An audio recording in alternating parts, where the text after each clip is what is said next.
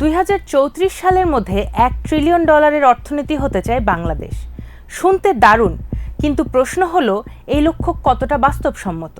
কারণ বর্তমানে বাংলাদেশের অর্থনীতির আকার প্রায় $1/2 ট্রিলিয়ন, অর্থাৎ মাত্র 8 বছরে অর্থনীতিকে প্রায় দ্বিগুণ করতে হবে।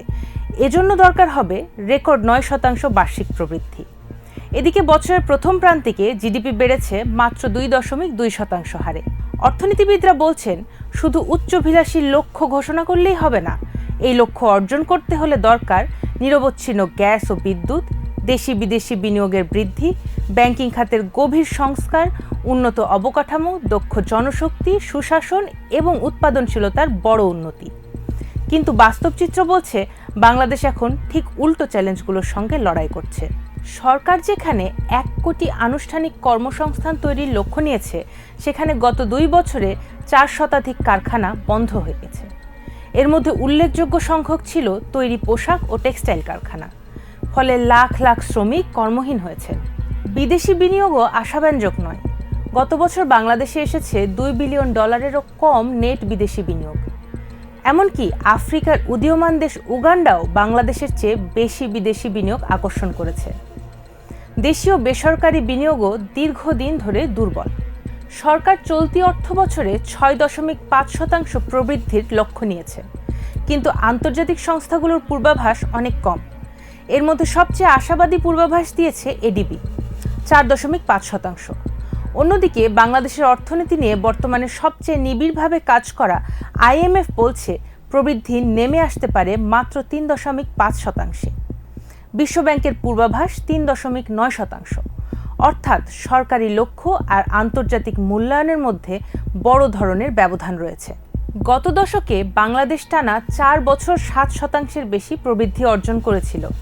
সেই সময় প্রবৃদ্ধি 8%ও ছাড়িয়েছিল। কিন্তু এখন উচ্চ মূল্যস্ফীতি, স্থবির বিনিয়োগ, জ্বালানি সংকট, দুর্বল ব্যাংকিং খাত এবং বৈশ্বিক অনিশ্চয়তা সেই গতিতে ফিরে যাওয়াকে অনেক কঠিন করে তুলেছে। ঢাকা বিশ্ববিদ্যালয়ের অর্থনীতির অধ্যাপক শাহাদাত হোসেন সিদ্দিকী বলছেন, বর্তমান পরিস্থিতিতে 2034 সালের মধ্যে $1 ট্রিলিয়ন অর্থনীতি গড়া অত্যন্ত কঠিন। তার মতে উচ্চ প্রবৃদ্ধির সবচেয়ে বড় 2 শর্ত হল বিনিয়োগ এবং জ্বালানি নিরাপত্তা। এখনও অনেক শিল্প পর্যাপ্ত গ্যাস ও বিদ্যুৎ না পাওয়ায় পূর্ণ সক্ষমতায় উৎপাদন করতে পারছে না। এর সঙ্গে রয়েছে আন্তর্জাতিক সংঘাত, ভূরাজনৈতিক উত্তেজনা এবং অস্থির জ্বালানি বাজার, যা উৎপাদন ব্যয় বাড়াচ্ছে এবং রপ্তানি প্রতিযোগিতাকে চাপে ফেলছে। সিপিডির ফেলো মোস্তাফিজুর রহমান বলছেন, লক্ষ্য অর্জন করতে হলে একসঙ্গে বিনিয়োগ, রাজস্ব ব্যবস্থা, ব্যাংকিং খাত এবং রাষ্ট্রীয় প্রতিষ্ঠান সবখানেই সংস্কার লাগবে।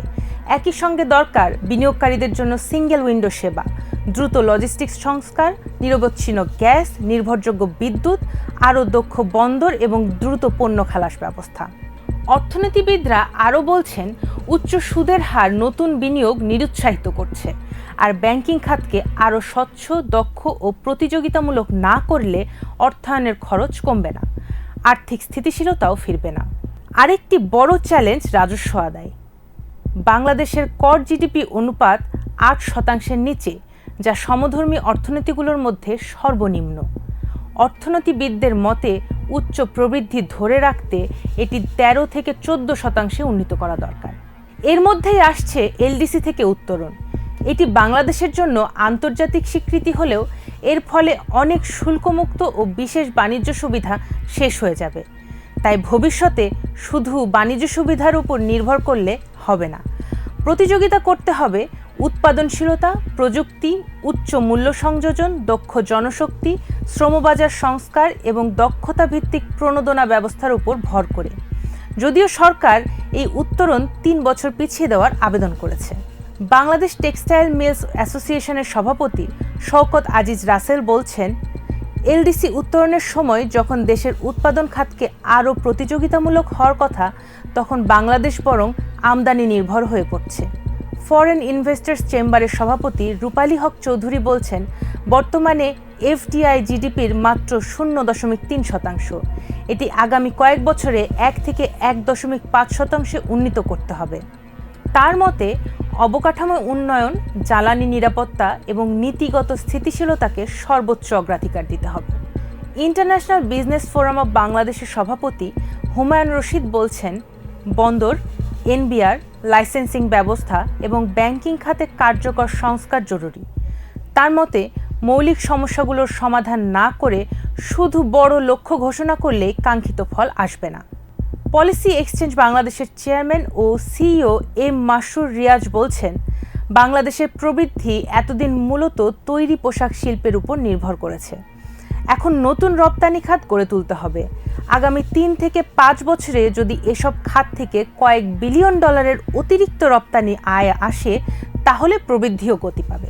সরকারের নতুন পঞ্চবার্ষিক পরিকল্পনায় রয়েছে মূল্যস্ফীতি নিয়ন্ত্রণ, বৈদেশিক মুদ্রার রিজার্ভ শক্তিশালী করা, ব্যাংকিং খাতের সংস্কার, বেসরকারি বিনিয়োগ বাড়ানো, খেলাপি ঋণ কমানো, অর্থায়নের সুযোগ বাড়ানো, উৎপাদনশীল শিল্প গড়ে তোলা, উচ্চ মূল্য সংযোজনের শিল্পে জোর দেওয়া, বৈশ্বিক সরবরাহ শৃঙ্খলে আরও যুক্ত হওয়া এবং আরও বিদেশি বিনিয়োগ আকর্ষণ করা। কিন্তু অর্থনীতিবিদ ও ব্যবসায়ী নেতাদের মতে সবচেয়ে বড় চ্যালেঞ্জ পরিকল্পনা নয়, বাস্তবায়ন। কারণ অতীতেও বাংলাদেশ অনেক উচ্চবিলাসী পরিকল্পনা নিয়েছে, কিন্তু জ্বালানি সংকট, ব্যাংকিং খাতের দুর্বলতা, উচ্চ ঋণ ব্যয়, আমলাতান্ত্রিক জটিলতা, নীতিগত অনিশ্চয়তা এবং দুর্বল বিনিয়োগ পরিবেশের মতো মৌলিক সমস্যাগুলোর সমাধানে অগ্রগতি ছিল সীমিত। তবে সুযোগও আছে। শাহাদাত হোসেন সিদ্দিকী মনে করেন, যুক্তরাষ্ট্রের নতুন শুল্ক কাঠামোতে বাংলাদেশ তুলনামূলকভাবে চীন, ভারত ও পাকিস্তানের চেয়ে কম শুল্কের সুবিধা পেতে পারে।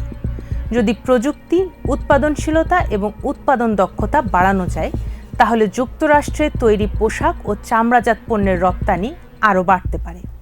অন্যদিকে প্রযুক্তি উদ্যোক্তা ও সাবেক বেসিস সভাপতি ফাহিম মাসরুর বলছেন, বাংলাদেশের দ্রুত এগিয়ে যাওয়ার সবচেয়ে বড় সুযোগ হতে পারে প্রযুক্তি। তুলনামূলক বেশি দামের প্রযুক্তিপণ্য রপ্তানি করে ভিয়েতনাম কিভাবে রপ্তানিকারক হিসেবে বাংলাদেশকে ছাড়িয়ে গেছে, তা থেকে শেখার আছে। তাহলে প্রশ্ন একটাই, $1 ট্রিলিয়ন অর্থনীতি কি বাংলাদেশের নাগালের মধ্যে, নাকি বিনিয়োগ, জ্বালানি, ব্যাংকিং, সুশাসন এবং বাস্তবায়নের কঠিন পরীক্ষায় উত্তীর্ণ না হলে এই লক্ষ্য কেবল কাগজেই থেকে যাবে? আপনার কি মনে হয়? মন্তব্য জানাতে ভুলবেন না।